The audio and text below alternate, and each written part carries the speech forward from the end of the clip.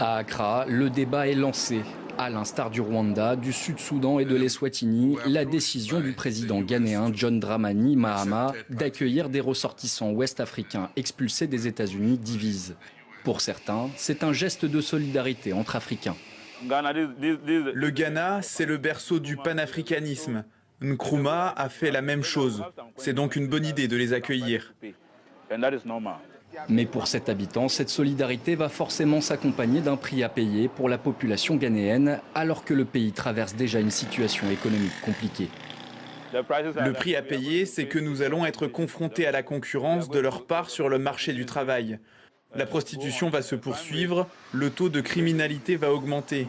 Nous avons constaté ces phénomènes au cours des 5 dernières années. Mais pour l'heure, le nombre total de personnes à accueillir n'a pas encore été annoncé.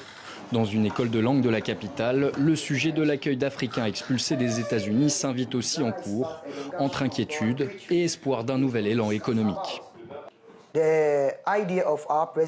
L'idée que notre président John Dramani Mahama accueille ces gens va au contraire causer un gros casse-tête à l'économie ghanéenne, car nous ne savons pas qui sont ces personnes ni ce qu'elles font aux États-Unis pour être expulsées vers notre pays. Ces personnes peuvent contribuer à la croissance économique du Ghana. Et elles ont également des connaissances qu'elles ont apprises là-bas. L'accord avec les États-Unis intervient dans un contexte de tension avec Washington sur les questions de hausse des taxes douanières et d'annulation des visas longue durée pour les ressortissants ghanéens.